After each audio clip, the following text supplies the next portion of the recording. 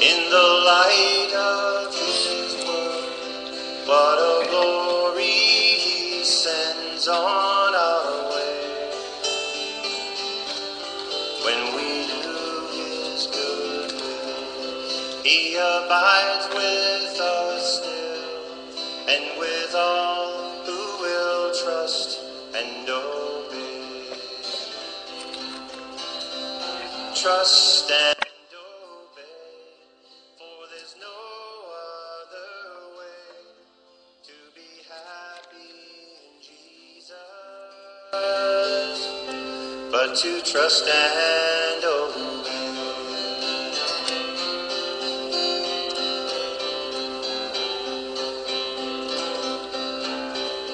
Then in fellowship sweet we shall sit at his feet, or we'll walk by his side in the way.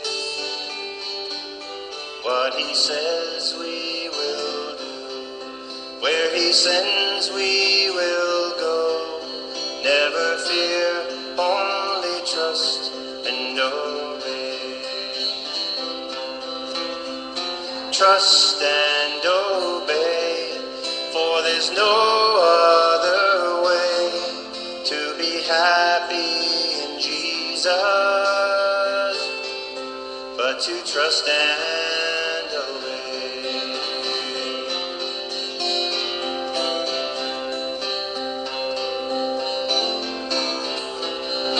Trust and obey, for there's no other way to be happy in Jesus, but to trust and obey.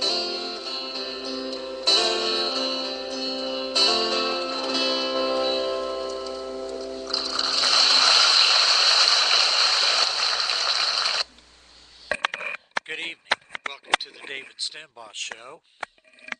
Tonight we're going to be looking at Acts chapter 9 verses 3 through 18. I need to do some rearranging here. Okay, that's a little bit better. I know college basketball fans know the name of Bobby Knight, the former coach of the Indiana University basketball team. His reputation was built not only on winning, but also on a manner of handling the press that was direct and sometimes tactless. At times, he also exhibited a red-hot temper during games that he coached.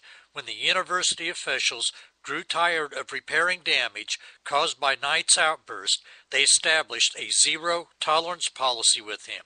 He was not permitted one infraction that involved control of his temper or abuse of a student, a player, or a member of the media. After the policy was announced, Knight soon violated it, and he was fired. Someone said afterward that it is good that God does not establish a zero-tolerance policy toward us, or who would be able to stand in the judgment.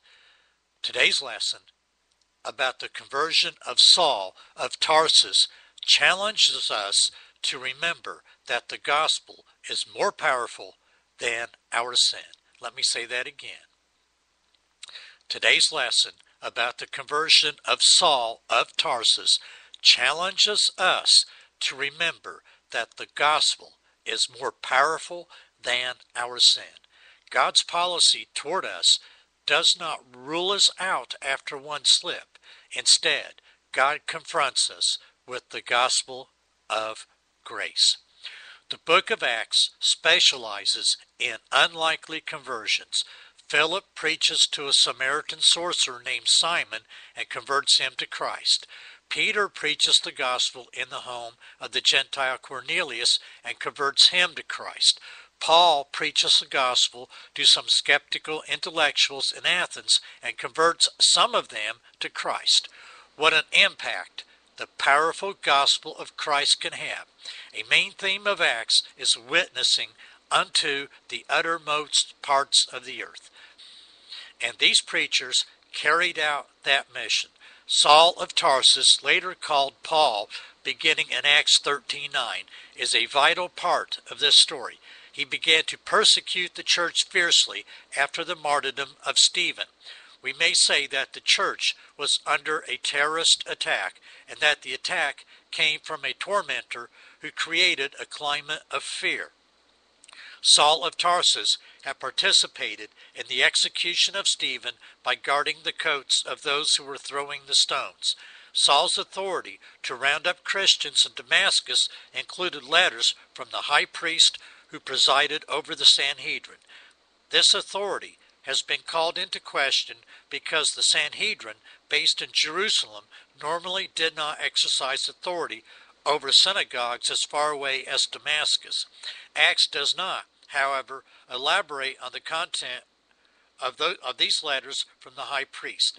They may not have been documents with legal authority, but letters recommending that the synagogues take action against believers in Jesus. Such recommendations would carry much weight for those who respected the temple leadership in Jerusalem. Saul's conversion was a landmark event in the life of the church. Acts highlights the event by presenting the full account 3 times in Acts 9, verses 1 through 19, and Acts 22, verses 1 through 21, and again in Acts chapter 26, verses 1 through 18, with some variation in details. Today's lesson explores the first of these accounts in Acts and examines the effects of the powerful gospel of God's grace on a sinful life. And that brings us to our text. Acts chapter 9, verses 3 through 18, and I am reading from the King James Version. Again, this is Acts chapter 9, verses 3 through 18.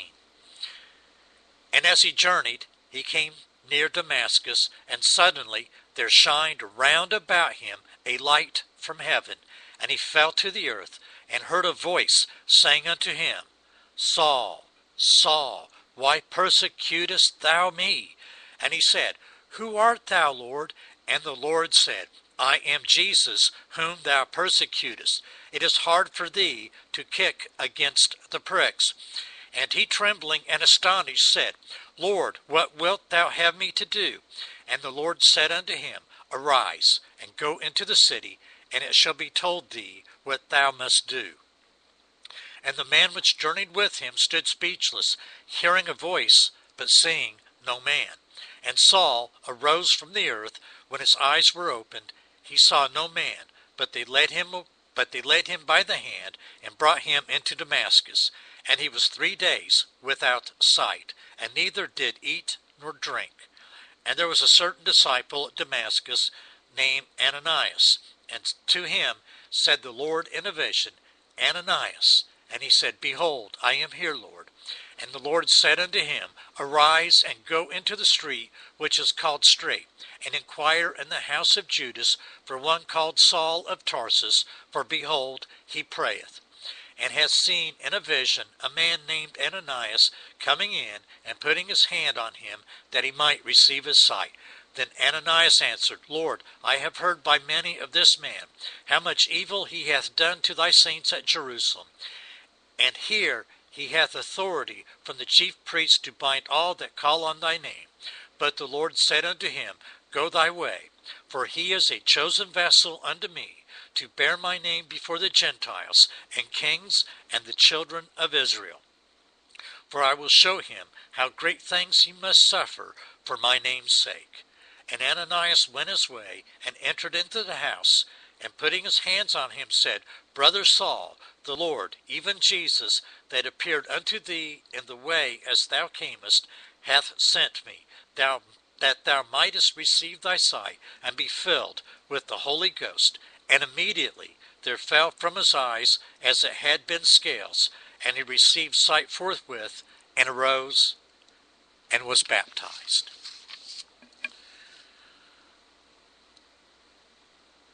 In these opening verses, there's a heavenly voice and a light from heaven. Verse 3, And as he journeyed, he came near Damascus, and suddenly there shined round about him a light from heaven. Saul probably walks the 150 miles from Jerusalem to Damascus. This is a city of great historical significance, mentioned more than 40 times in the Old Testament. The journey takes about a week to complete, so there can be no doubt about Saul's commitment to arresting Christians. The expression, light shined round about him, is similar to the description in Luke chapter 2 verse 9, which tells us of the appearance of the angels to the shepherds in the field on the night of Jesus' birth. There the light is specifically the glory of the Lord. The brilliant light in the passage before us bathes Saul in its brightness. He is about to receive a message from the Lord. And that brings us to verse 4. A voice from the Lord. And he fell to the earth and heard a voice saying unto him, Saul, Saul, why persecutest thou me? Saul's reaction to the blinding light is to fall to the ground. The voice is from Jesus.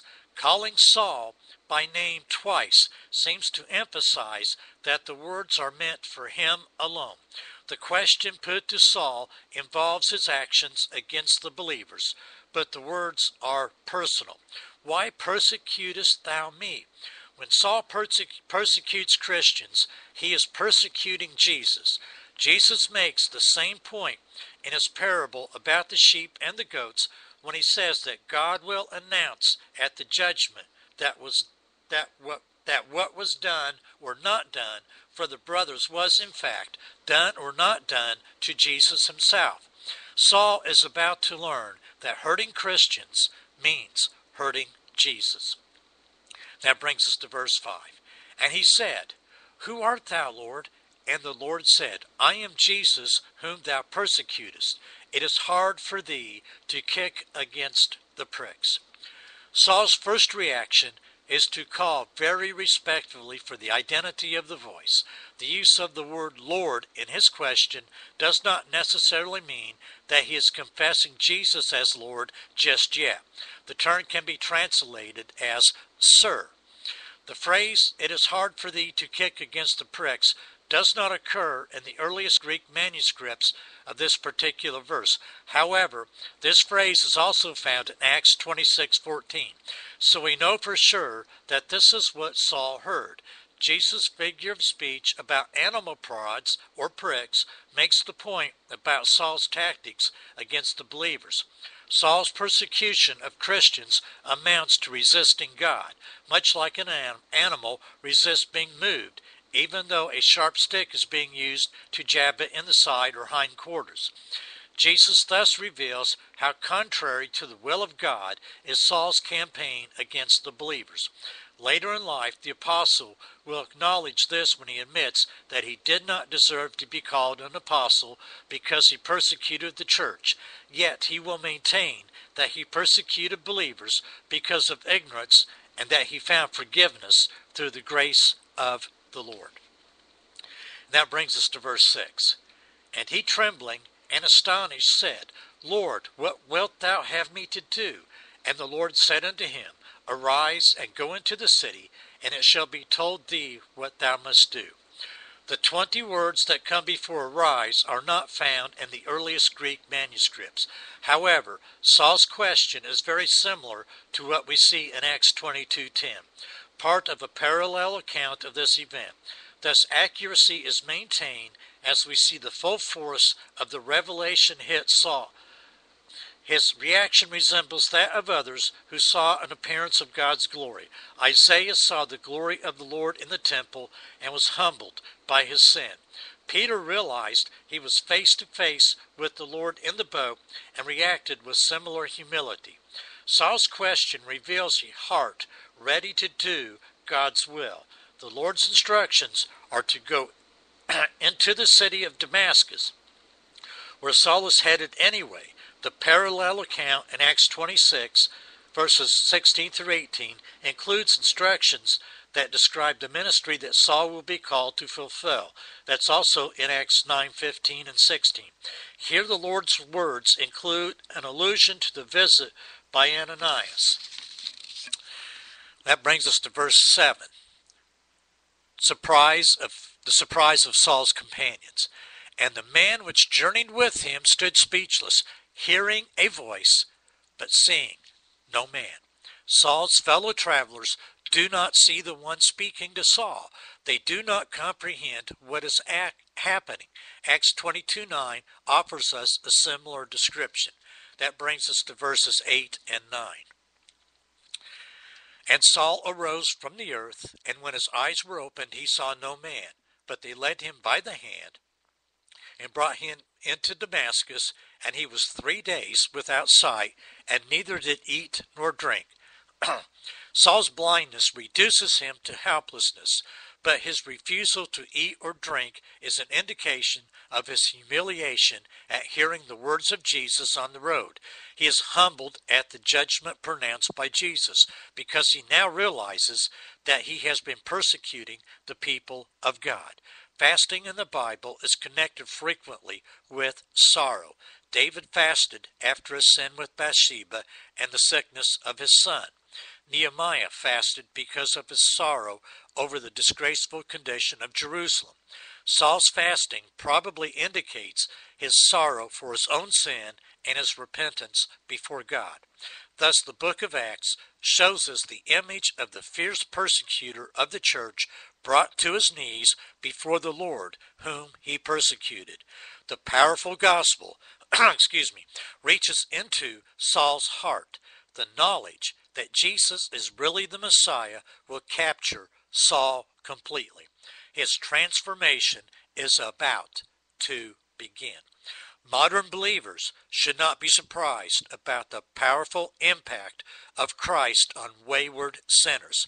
We can all think of examples of people who came face to face with Christ and the change was dramatic.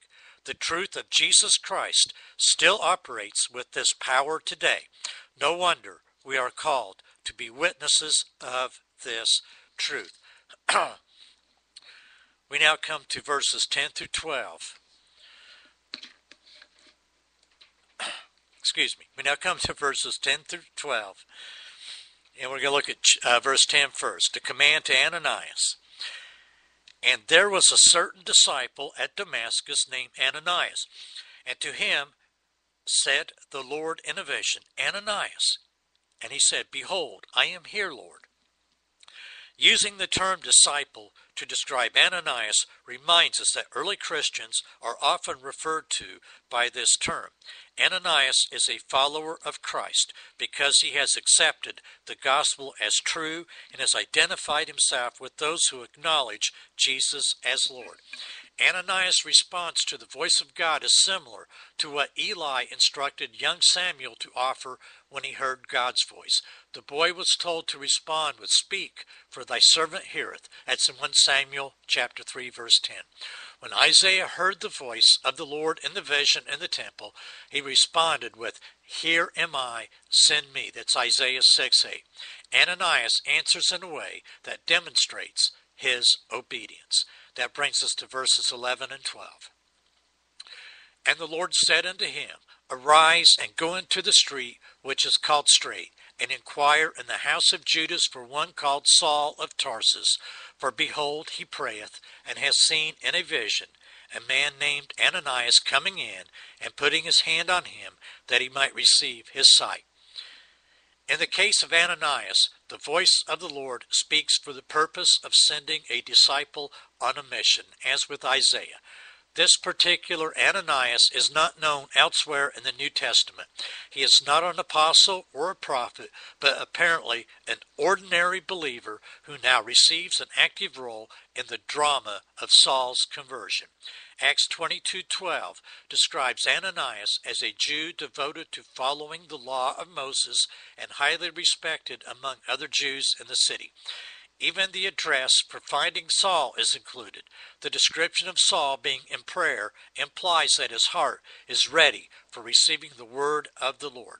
The vision presents a summary of what Ananias is to do when he comes to see Saul.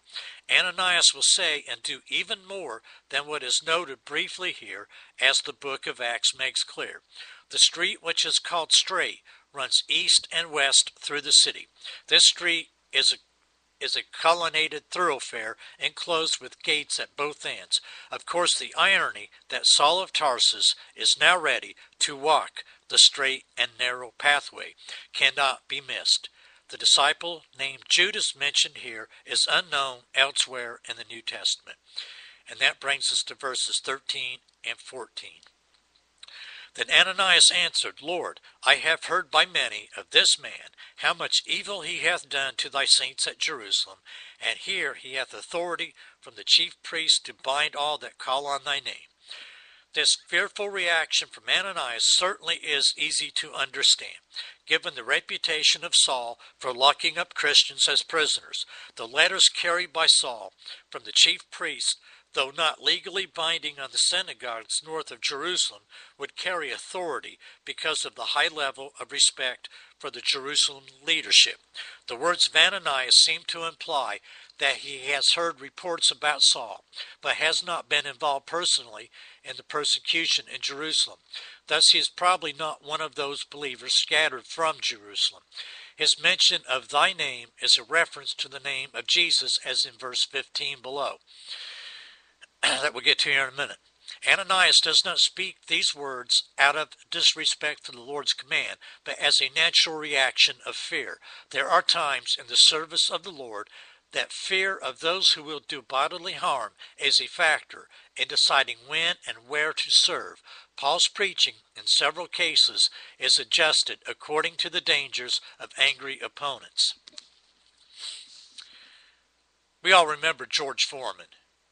He's probably best known today as the Smiling Pitchman for his line of barbecue grills. Yet there was a time when many considered him the meanest man alive. His brute strength and ugly disposition made him a greatly feared boxer, and he became heavyweight champion in 1973. Then on March 7, 1977, Foreman lost a fight he should have won easily. That night, in his despair, he turned to Christ and quit boxing. A boxing historian calls the event one of the greatest turnarounds in history in terms of persona and likability. Foreman returned to boxing 10 years after his conversion because he needed money to support the recreational center he had started for poor urban youth. In one of the greatest comebacks in boxing history, he became heavyweight champion of the world in 1994 at age 45. Today, he is a preacher at a small church in Houston, supported largely by the profits from his grill business. It is hard not to see at least a faint parallel between the before and after pictures of George Foreman and Saul of Tarsus. Ruthlessness had characterized the earthly careers of both, yet Christ is the one who can turn such lives around for eternity. Christ works in the lives of sinful, mean, and surly people to remake them in His loving image. How much work does God still have to do in us? That brings us to verses 15 and 16.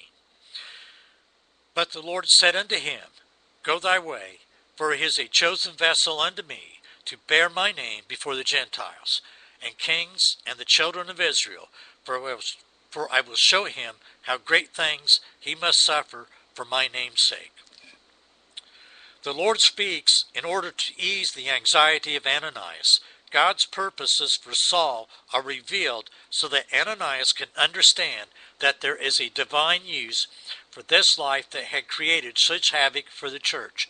Saul will be a chosen vessel, figuratively a favorite water jug or a special vase for the master, in a way similar to Old Testament Israel as a chosen possession. Ananias cannot miss the point that the Lord has very important plans for Saul. Bearing the name of the Lord before the Gentiles and kings foreshadows certain events, as seen in Acts 24 and 25. Then there will be times when Saul, later renamed Paul, stands before Jewish audiences, the children of Israel, as well. These accounts present specific instances of Paul's own sufferings for the gospel. The tormentor will become the tormented. This news convinces Ananias to risk his life to go and stand in the same room with Saul. What a transformation the church is about to witness in the life of Saul of Tarsus. This should convince modern believers that the gospel has more power to transform lives than we can possibly imagine. Later, Saul, or Paul, will refer to himself as chief of sinners. If God can transform the worst of sinners, how much more can we expect him to do with the sinners that we know? That brings us to verse 17. And Ananias went his way and entered into the house, and putting his hands on him said, Brother Saul, the Lord, even Jesus, that appeared unto thee in thy way as thou camest, has sent me, that thou mightest receive thy sight and be filled with the Holy Ghost. The laying on of hands is important in Acts. The identification of Jesus as Lord here corresponds to a major truth in Acts. Jesus is both Lord and Christ. He is the Messiah, or the Anointed One. Ananias presents a truth to Saul that Saul already has come to accept because of his experience on the road to Damascus. Now we come to verse 18, the baptism of Saul. And immediately there fell from his eyes as it had been scales, and he received sight forthwith, and arose, and was baptized. In verse 17, Ananias stated that his reasons for coming were twofold. First, he came to Saul so that he could receive his sight back. This happens when something like scales or a flaky layer of substance falls from Saul's eyes. The second objective for Ananias is that Saul might receive the Holy Spirit. This is accomplished when Saul is baptized. Verses 17 and 18 demonstrate the connection between baptism and the reception of the Holy Spirit. The rest, we may say, is history. Saul becomes a dynamo for Jesus because the power of the gospel turns him from a persecutor of Christ to a preacher of Christ. Michael May was 3 years old when an accident left him blind in his left eye and barely able to see light in the right one. He describes that partial vision as like looking through a windshield that's completely iced over. He worked at having as normal a life as possible. May even became an expert skier and helped to develop a global positioning system receiver that works with the Braille method. 4 corneal transplant attempts were unsuccessful. Then, 43 years after the accident, donor stem cells from an adult cornea and a 5th transplant succeeded. After regaining his vision, he found that the ability to see is almost as much in the brain as it is in the eye. Because the accident happened when May was so young, his adult brain had to train itself to recognize objects in a way the rest of us do automatically. He said, I need to see something for the 10th time before it sinks in what it is. It's like learning a language. You have to build up the vocabulary. Saul's experience was somewhat like this, but we're not talking about his loss and recovery of physical sight. The problem was long-term spiritual blindness. His temporary physical blindness in Damascus opened the eyes of his heart, and he began learning a whole new spiritual language. He didn't immediately become the person we know as the Apostle Paul. It took several years for him to sort out what he began to see spiritually. In what ways are our experiences like Saul's? Think of the believers you know of who could have been described as the worst of sinners. What differences do you see now? How do you explain these differences? Those who knew Saul of Tarsus were amazed at the difference after he met the Lord. When he began preaching in the synagogues after his baptism, those who heard about it could not believe the change. The gospel of Christ still has the power to transform lives. That power has never dimmed. Our obligation is to reach out with this gospel to the worst of sinners. Who knows what surprises we will see? Let us pray. Heavenly Father, You are the Lord of grace and mercy. We ask today that you remind us of the potential within each sinner we know. Help us to think of him or her as ready for the truth of Jesus Christ. Let us look upon each as a potential Paul and not as a Saul. As we do, may we see ourselves the same way. We pray these things in the name of Christ Jesus. Amen. So we close out tonight. I want to leave you with a thought to remember. The worst sinner is capable of becoming the best Christian. And let me see here. I'm going to play some music here in a minute.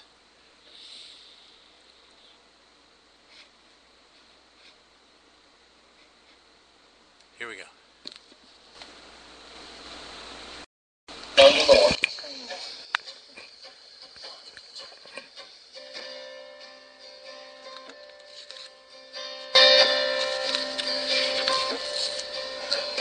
Mary was weeping the day at the tomb, while Jesus was standing nearby. She did. Okay, let's try this again. To know you, Lord.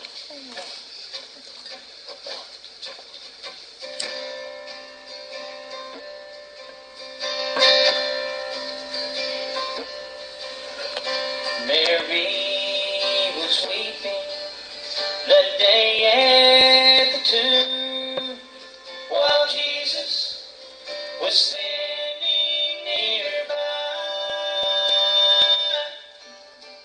She didn't know him till she heard him say,